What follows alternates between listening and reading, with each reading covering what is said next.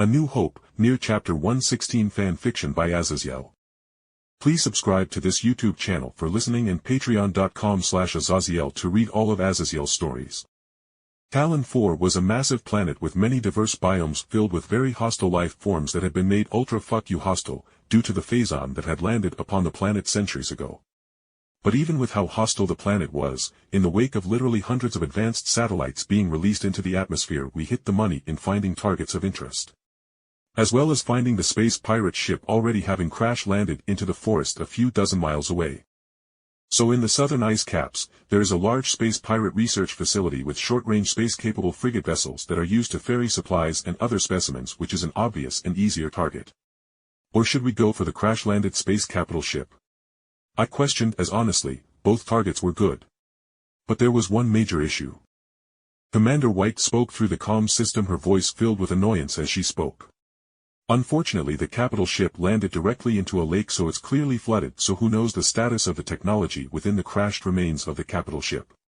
It's up to you, Jake, but I suggest the capital ship despite the amount of work it will take you and Yoarha to secure. White finished. I nodded, as the whole reason I accepted going to Metroid was the higher-tier space technology that Samus and the other factions within this universe had available. After a moment I sighed and nodded.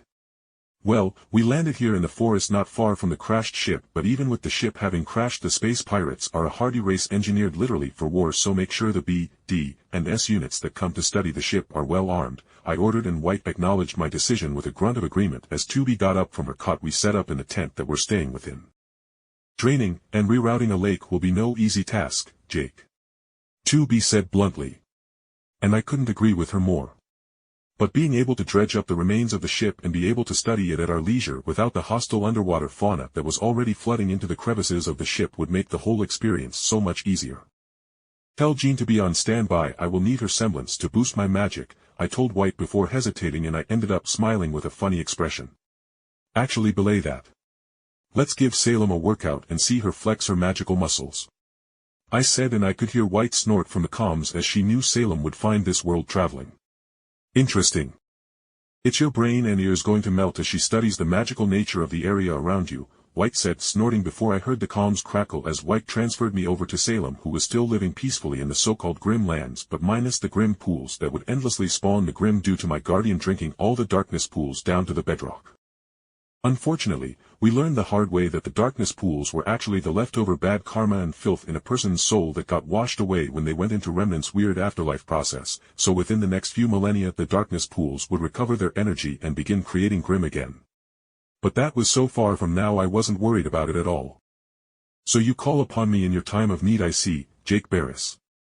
Salem's smoky voice spoke through the comms, and I smiled wryly at 2B, who folded an arm over her breasts and just eyed me through her blindfold, waiting for me to react to Salem's teasing and not-so-hidden thirst. Salem, I am in need of your magical power in terraforming and diverting a lake and gently lifting a very delicate and important ship from the mud of the lake and onto a dense stable platform so we can begin studying it and incorporating its technology, I explained with a bit of pleading in my voice, and I could hear Salem rolling the thought in her head as she clearly was considering it was some kind of sailing or cargo ship that went on water instead of a spaceship, which even with internet access and constantly being on it, somehow she never got used to higher forms of technology greater than a car or plane.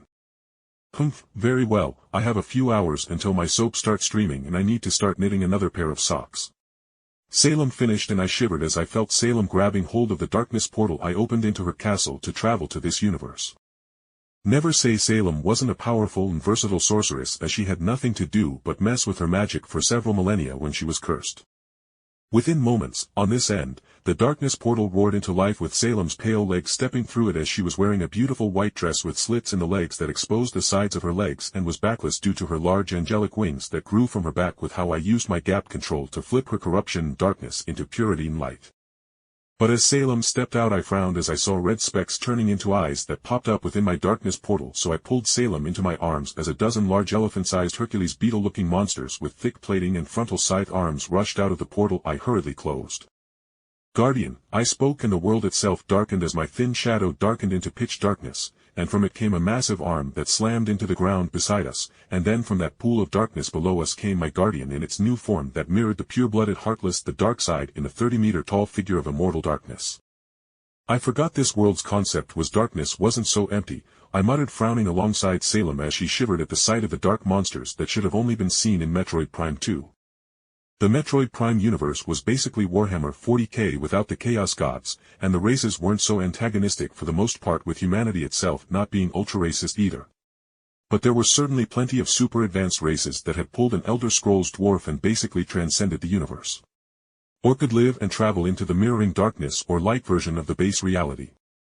It was complicated, but as my guardian just pulled an Eren Yeager and ate all the cowering monsters that couldn't handle the weight of the massive shadow monster I controlled, Salem spoke with a flat voice. Well, your interdimensional portals aren't so perfect after all. Anyway, lead me to this lake, Jake. We will raise the ship with a pillar of stone into the air so that you will repay my efforts by sharing a blanket with me as I watch my soaps with all the air conditions running. Salem announced, making me roll my eyes at how needy Salem was.